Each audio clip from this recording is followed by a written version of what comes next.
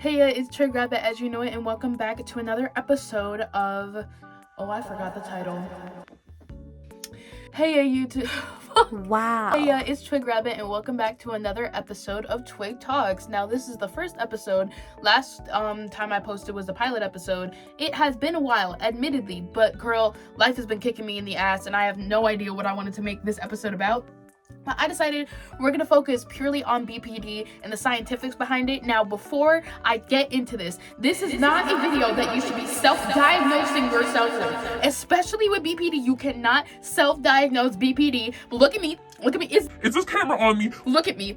You cannot self-diagnose BPD. Please, if you resonate with these symptoms, if you think that you have these symptoms, go and talk to a professional and get a professional diagnosis. We have way too many people faking BPD out here, and it's pissing me off, okay? This is just an educational video to help people who are already diagnosed know more about their diagnosis and what it entails and what are the triggers, so we can all be more educated about ourselves. And especially if I'm going to be talking about my personal experiences about BPD, I wanted to have an episode where I talk about the scientific symptoms and what it entails, so that way everybody can stay educated. And if you're watching this to learn more about somebody in your life that has BPD, remember, we are not criminals. Do not think that we're manipulators. We are not manipulators. Actually, we have been manipulated. So if you're watching this for educational reasons to help somebody else, you are a great person and we love you. Okay, now let's get into it. So, mind you, I just Googled this. Like, these are some medical professional websites that I'll link down below. This is the information that I'm getting. I'm not going to a professional. This is just a quick Google search to give you guys a blanket statement and to give my personal experiences onto those definitions that the internet has given us. So, sorry, this is the first time I'm doing a video where I'm not just speaking bullshit and I'm actually laying down facts. So I want to do this appropriately and get my thoughts through in the way that I want them to come out. Give a bitch a second. Oh, I should have got my reading glasses. I cannot see. So I'm going to be reading off of a website to give you guys a little more clearance because I don't write scripts. This is off a website. Mind your business. Borderline personality disorder is a group of conditions called cluster B personality disorders. These are chronic long-term conditions that can cause unstable moods and emotions, impulsive behavior, and social dysfunction. Symptoms and causes. Signs and symptoms of BPD can range from manageable to very severe. I honestly think I have somewhere in the middle of manageable and very severe. I used to be very severe, but we'll get into that later. Any combination of the following. Fear of abandonment. You might feel very strong emotions when you're alone. This may lead you to track down loved ones or push people away to avoid rejection. With my fear of abandonment, I used to go back to abusers. I used to really get depressed and down about being alone. I would get in these very bad depressive episodes because I also have bipolar, and it would just mix in both of the two. It would send me down spirals. Usually I would end up self-harming and start impulsively doing things to feel pain or to feel something because being alone felt like the worst feeling in the world. I would rather be with somebody who was abusing me than be alone, and many times I did choose the abusers over being alone because it felt safer and it felt normal to me. And going on to the second symptom, unstable relationships. Healthy relationships may be difficult to manage because you may quickly change your view of someone to love to hate unpredictably. That used to happen to me a lot. I'm in a healthy relationship now, and honestly, it has been very difficult for me to manage my emotions because I keep on flip-flopping between what if this ends, what if I'm not good enough, and having really bad self-conscious thoughts of myself. I have been in a lot of unhealthy relationships, and I did split on them a lot. I would go from loving them and then the other second to be like disgusted by them, but honestly that was also the people I was dating that was their fault because they weren't the best, hence the unhealthy relationships, because I would be very attracted to people who would hurt me, lead me on, make me feel pain, but like keep me so attached that I would like never want to leave their side. It's a very vicious cycle for me that I still find myself in with some of my friends. Having friends was a very hard concept for me because I didn't understand what healthy friendships were. I didn't even understand what a healthy family life was for a very long time because my mom was very unstable and she very much influenced the way I grew up and the way I viewed relationships, because she would go from having a new guy to being obsessed and in love with them to never mind, he's terrible, I hate him, he's an awful person. And then I would do the same thing with my friends. I'd be like, oh, they're so great, and then they would fuck up and I'm like, no, you're so terrible, why would I even be your friend? When honestly some of those situations didn't warrant that type of anger and that type of reaction, but that was what I was raised around, which is a very main component of BPD. It's a childhood trauma and a very heavily induced trauma disorder. So it all depends on how you were raised and what person and what things triggered you to have BPD. That's why everyone's BPD looks a little different. Mine was more family oriented and relationship oriented, but some people, it could be a friendship, it could be a partner, it could be a family member that triggers them so bad and that abuses them for so long that they develop BPD. Anyways, going back into the symptoms. Identity disturbances. You may have a negative view of yourself in your mind. You might suddenly change the way others see you by choosing a new friend group, hobby, or opinion. For me, I was constantly changing the way I looked. I constantly changed the way my hair looks. I gave myself a bunch of piercings due to an impulsive episode because I was going through so much and I needed to physically look different so I could physically feel different. I constantly switch between styles because I honestly don't think I have a real personality sometimes, and I'm constantly trying to find who I am and find what I am.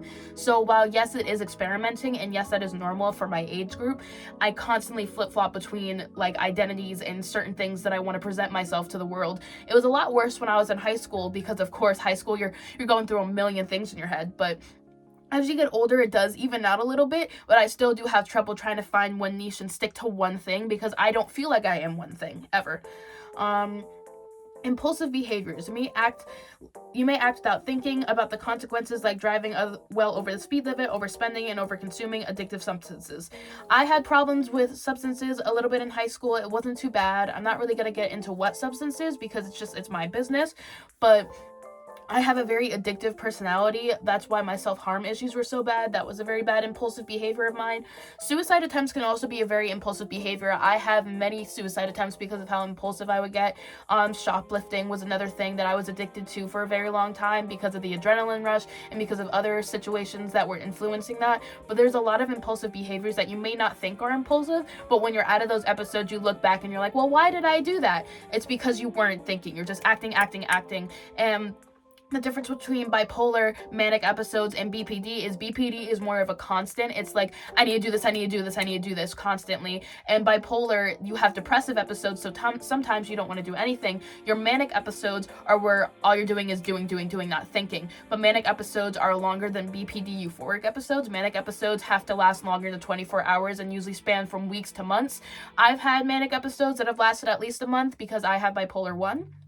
But with BPD, euphoric episodes, it could be a 20-minute spurt of you just being impulsive and doing, and then you come down a few minutes later. So BPD is more of a everyday, day-to-day, switching constantly type of thing, and bipolar is more long and drawn out. Other things that may happen with BPD is suicidal ideation is what I was just talking about. I would have a lot of suicidal thoughts when I get into bad BPD episodes and bipolar episodes. I get incredibly suicidal for very long periods of time. Mood changes for BPD. You might feel intense emotions like uncontrollable anger, fear, anxiety, hatred, sadness, or love. These moods change often and quickly. They usually only last a few hours and rarely more than a few days. I would have constant mood changes. I would go from being fine right now to angry in a few seconds to quiet to hungry to just whatever. I was constantly flopping through all of these emotions, and I didn't know how to stay stably and safely in one emotion because I was constantly having to change my appearance, opinion, and whatever I was doing to my mother's. So if she was happy, I had to be happy. If she was sad, I had to be sad. So that developed into me constantly going through a range of emotions in a very quick period of time in order to adhere to the situation and circumstances I was around. So I truly believe that's what triggered my mood changes. And even though I'm out of the abusive situation, my mood doesn't know how to stabilize because I'm so used to having to adhere to whatever environment I was in constantly, rapidly, and it messes with your brain for a while. Honestly, I'm able to control my mood swings now, and I know when it's just my BPD acting up. Like, let's say I'm happy, nothing's bothering me, and then all of a sudden I start getting like really insecure about myself. I'm able to tell myself, hey, this is not me talking, this is the insecurities, this is the BPD, let these thoughts go, this doesn't matter. That takes a lot of time to be able to get to that point though. It took me years. Honestly, I'm still working on it because BPD is something that you have to constantly be unlearning and constantly be battling against, unfortunately. It's not just something that you can go to therapy and it'll be fixed forever. We're going to be dealing with these symptoms until we die. And that's a major point that a lot of us try to get at, is that we can't fix all of this. We can manage it, we can cope with it, but it'll always be there. And we're always going to have slip-ups, but it just depends on how bad those slip-ups are. As you get better and as time goes on, those slip-ups become fewer and they become less extreme, but they're still going to happen because it's childhood trauma. It's complex trauma. Trauma isn't just something you can walk away from. Trauma isn't something that you can just forget and move on. You will constantly be having to heal from that, and that gets exhausting, but there comes a day where it's a little less exhausting and you're just able to do it a lot faster. I mean, I've made a lot of progress in the span of a year. I'm still learning. Now I'm in therapy. Now I'm taking meds. Like, there are things that you can do that can help you with these feelings, but it does take some time. So going back to the website, it says, feeling empty, you may constantly feel sad, bored, or unfulfilled. Feelings of worthlessness and self-loathing are common too. That is something I definitely struggle with. I can go some days where I think I'm the hottest person on earth, and then the next day I think I'm so ugly and nothing I do will ever change that. I've had incredible bad body dysmorphia, eating disorders, which I think eating disorders are very common in BPD because of the struggle with identity and us always trying to adhere to perfect beauty standards that are forever changing. I think that's another issue, but that is society placing those expectations on us and not us just experiencing them through our own thought process. I think that social media shoves eating disorders down our throats a lot. I mean, of course, they have been doing it since the beginning of time. I mean, that's how I developed mine, by seeing these skinny little white models when I was like 4 years old, and I'm like, hey, why don't I look like that?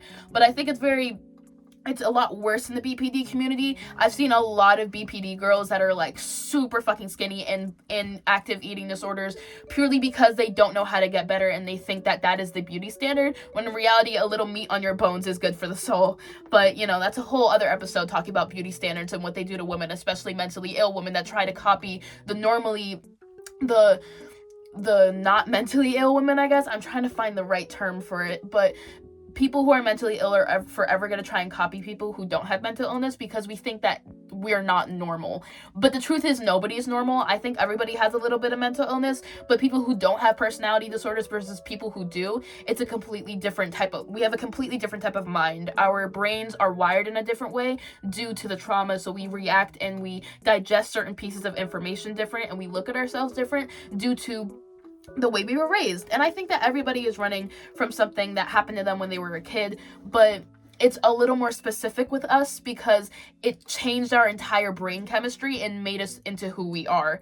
A personality disorder is just that, a personality disorder. Your personality is uncontrollable. You don't know who you are. You don't know what you are because you never had the chance to figure out what you were when you were supposed to be figuring that out at that age. 9 out of 10, you were in a means of survival, and when you're trying to survive, you can't really enjoy life and you can't really take the time to understand what you like, who you are, the things that you stand for, the things that you want to do in your life. You're just focused on getting to the next day. So a lot of us try and kill ourselves because we have no direction. We have nothing that we want to live for, because why would I want to live if all I'm doing is surviving? That's not living. That is just purely fighting to see another day, and you don't want to see that other day because you know what it looks like. For me, every day felt the same. I always felt like the same problems were always happening, and I felt like I was in a constant cycle of abuse and neglect and self-hatred. So I tried to end the cycle by taking myself out because that seemed like the only option. I tried every other option, and it seemed like no matter what I did, the same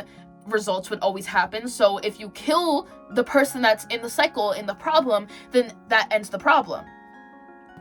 My grandparents called me in the middle of that, so let's get back to the symptoms list because I went off on a whole tangent. But anyways, intense anger. You may have a lot of trouble controlling your temper. This could lead to physical fights or frequent outbursts. You may feel shame or guilt afterwards. I would have really bad rage episodes where I never got into fights because I was too focused on the academics, girl. I was not getting suspended. No. But my mom used to have a punching bag in our house, like one of those boxing things, and I would go down there with no gloves and just hit it until my knuckles bled because that felt like the only way to properly release my anger. Was that self-harm? Probably. But it kept me from killing myself and others, so, you know, you gotta do what you gotta do. My anger, I also used to scream a lot. I used to just like lose it for hours, and I would like not be able to calm down. I would be mad and keep on spiraling and talking to myself to the point where I would pace around my room for hours because of how mad I was, to the point where I would knock myself out, and sometimes I would even end up sleeping afterwards because of how exhausting and draining that type of anger is. Now, everybody gets angry. I know that everybody has their moments, but when you have BPD, that shit is like all consuming. It literally feels like you're on fire. Like my body would shake. I wouldn't be able to think clearly. Everything that came out of my mouth was just fucking pure obscenities. Like I would just speak out my ass and fucking just go. It's not pleasant to be around. It's not pleasant to experience. And over time, you're able to control that. But especially in my teenage years where those hormones are raging, nah, baby, it was bad.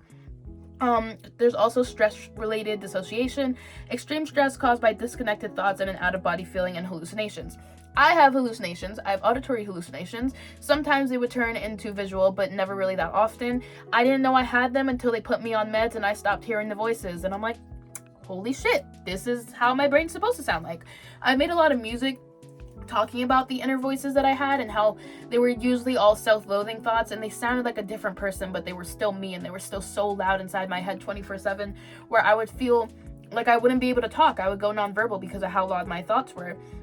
I also experienced a lot of dissociation due to my CPTSD, and when you have so much PTSD and trauma, you start having flashbacks due to that trauma. And I could just be chilling in a normal conversation, and all of a sudden I'm back in fall of 2024 and I'm fucked, you know what I mean? Like, it's like you're completely taken out of the situation, and now you're just like in a memory or in this in-between space where you can't focus. Like, my eyes would unfocus, people would be talking to me, I wouldn't be able to hear them until they're like, hey, are you there? And I'd pull back. Sometimes I wouldn't even pull back, I would just be gone. And it's a very scary out-of-body feeling. It literally feels like you're watching yourself in the third perspective sometimes, or it feels like you're just not there anymore. Like, you're just gone. And I used to do that a lot when my parents would scream at me. I would dissociate without realizing it, so that way I wouldn't have to deal with it. And I would just, it's kind of just like shutting off your brain. I was able to do it on command because I was so traumatized that I learned how to do that shit. And then after the trauma, it would continuously happen, and I'm like, hey, why is this still happening? I'm not in a situation where I need to be not here anymore. But it was a very big problem. Still something I'm still trying to overcome. I still get very triggered very easily.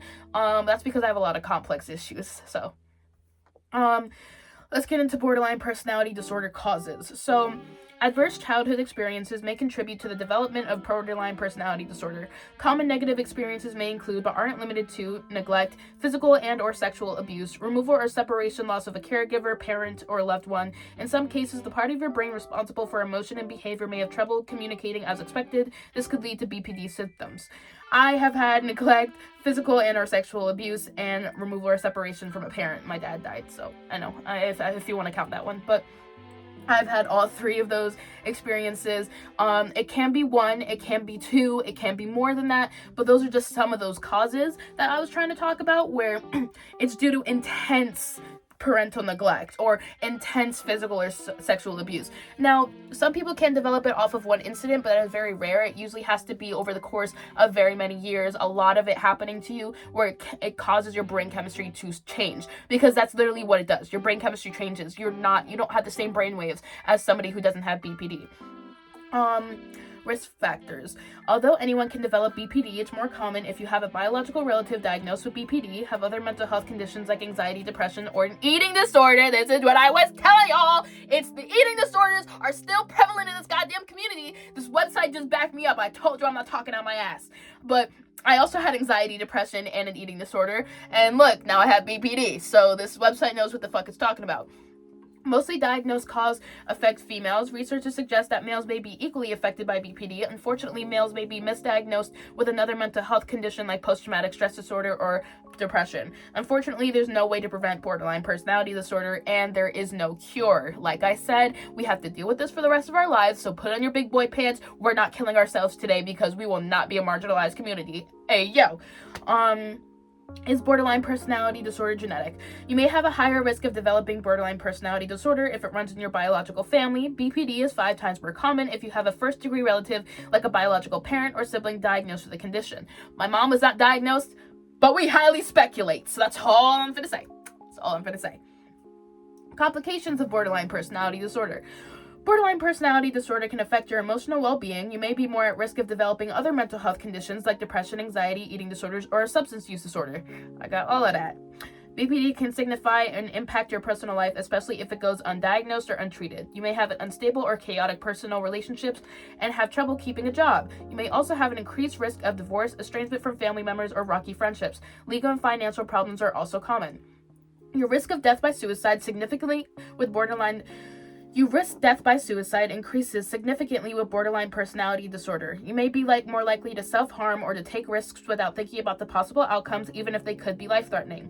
This is what I was also talking about. Self-harm and suicidal ideation are a huge problem in our community. Most of us do die by suicide, and apparently they're trying to be able to legalize us euthanizing ourselves, which is a whole other problem. Because why are people with BPD so demonized? We are not the problem. We are the cause of abuse. We are not the ones that are well, okay. I'm not saying that a person with BPD cannot abuse another person. That's what happens when somebody with BPD does not go and correct and heal their trauma. They can become the abuser. The cycle can repeat. But a lot of us are just the byproducts of abuse, and we are trying our best out here to fucking survive and heal that shit. We are not manipulators. We are not people who blow up. We are not people that beat other people.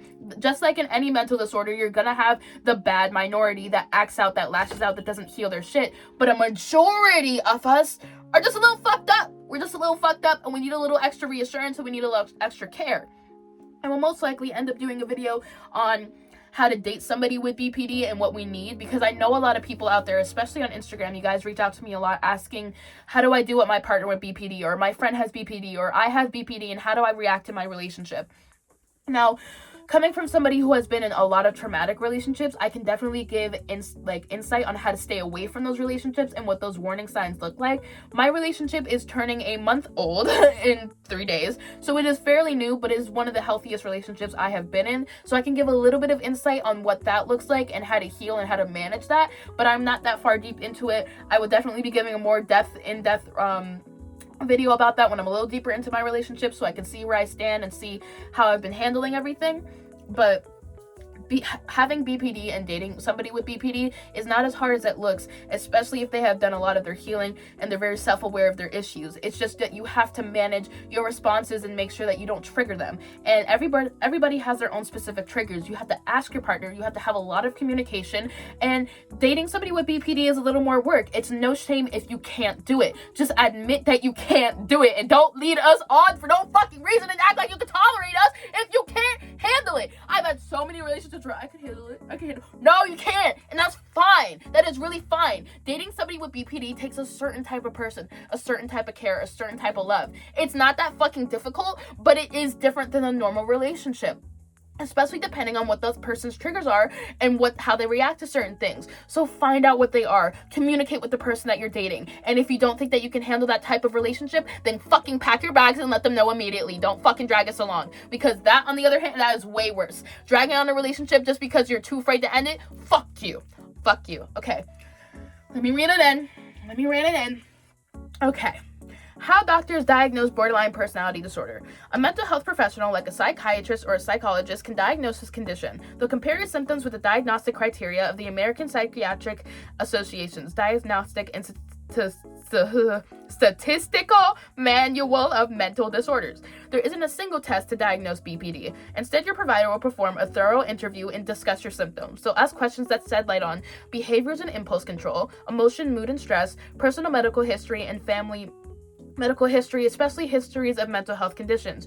Your provider will evaluate the severity of your symptoms during the initial diagnosis. This can help create a treatment plan that best fits your needs. Personality disorders can be difficult to diagnose, as you may see your behavior or thought patterns as disruptive. Mental health professionals often work with your family and friends to collect more insight on your behaviors and history. As your personality continues to evolve through childhood and adolescence, providers don't typically diagnose BPD until after the age of 18. I got diagnosed at 17, but I was a rare case. It's usually 18. Occasionally, a person younger than 18 may receive a diagnostic if symptoms are significant and last at least a year. That was my case. My symptoms had lasted since I was like 15 years old, and they were like, hey, something's a little wrong. I think you... And I was like, yeah, I know. Okay. After a provider makes a diagnosis, they'll help you learn more about BPD and what this means for you. They'll clear up any misconceptions about the condition, because it isn't always presented accurately in movies or shows. It is not. It is not. Oh my god, they demonize us so bad. They make us the aggressor. They make us the abuser. When again, like I've been saying, we are the abused. Maybe we should point the finger at the person who gave us BPD instead of the person with BPD. Okay, thank you. Then they will work with you to discuss the next steps of your treatment plan. Give a bitch a second.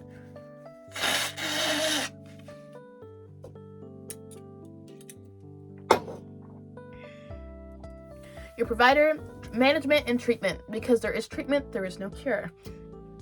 Your provider will recommend psychotherapy or talk therapy for borderline personality disorder. The goal of treatment is to help you uncover the motivations and fears associated with your thoughts and behaviors that help you learn to relate to others more positively. There are different types of therapy that might help treat BPD, including dialectical behavior therapy, or infamously known as DBT, which is the number one treatment plan that everyone usually goes with. I'm trying to get into a DBT program, and I'll let you guys know how that goes. cognitive behavioral therapy, or CBT, which is a structured, goal-oriented type of therapy. You'll see how your thoughts affect your actions. You can learn to adopt healthier thinking patterns. Oh, and DBT can teach you new skills to help you to manage your emotions, behaviors, and improve relationships in your life.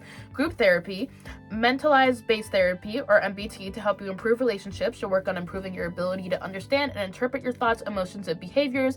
ST, Shalema therapy.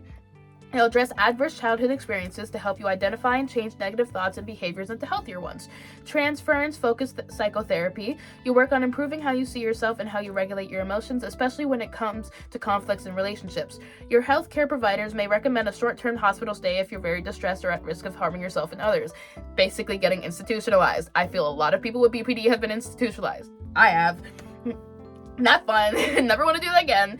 But the stay is designated to keep you safe. Your care team will help you create a treatment plan so you have the resources you need when you leave the hospital.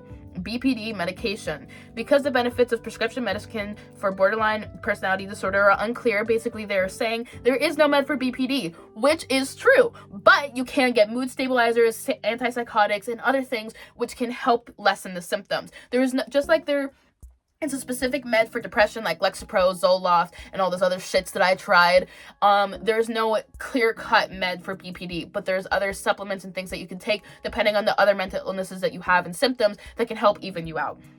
If your provider recommends a medication, it'll be time limited to address a specific symptom you experience. It also won't be prescribed alone. That is very true. I'm on 2 meds. You'll need to participate in psychotherapy while taking medication to see its effectiveness. That is very true. I'm in both. Your provider may review or change the medications you take every 6 months to make sure it's working.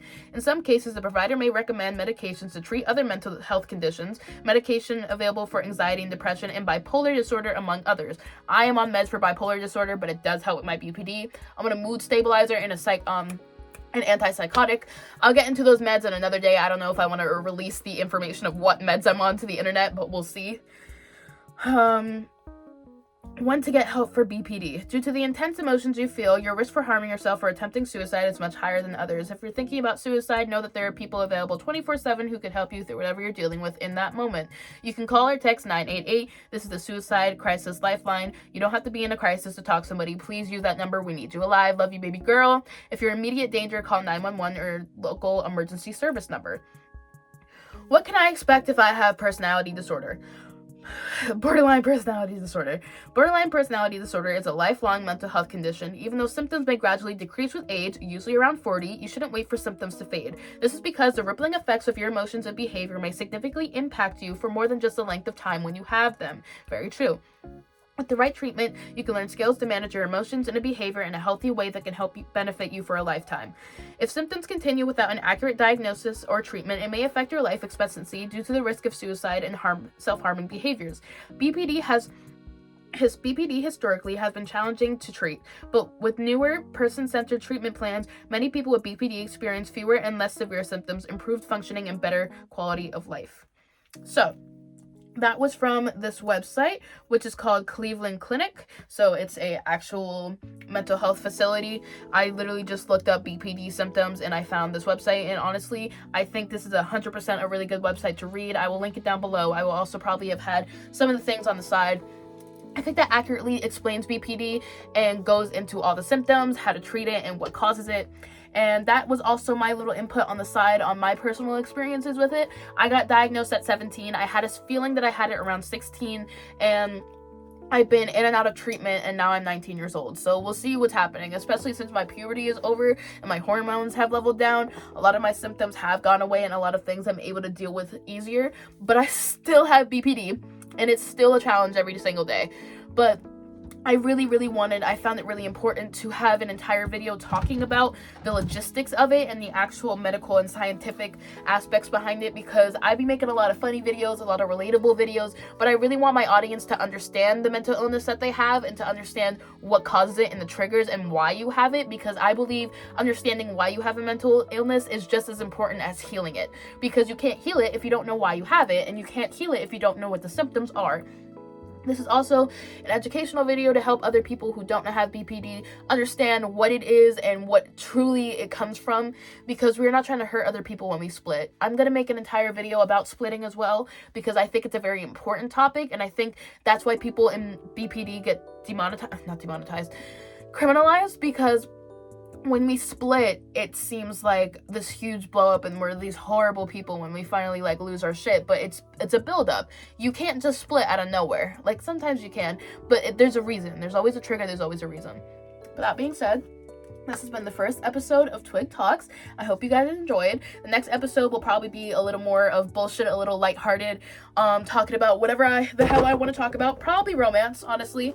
Probably going into relationships a little deeper with y'all and talking about how BPD affects relationships. I think that's gonna be my next video, but we shall see. I'm gonna try and have a better posting schedule. I'm still making music, still all that bullshit, but thank you so much for 10K on Instagram. Yo, ho did it! And thank you so much for 40K on TikTok. Yeah, ho did it! Like, we gaining clout. Now let's try to get to 1,000 subscribers on YouTube and I'll be so happy. But that being said, this has been Twig Rabbit. Thank you guys so much for watching. Stay safe, stay beautiful, and if you have any questions, leave it down in the comments. Love y'all. Bye bye.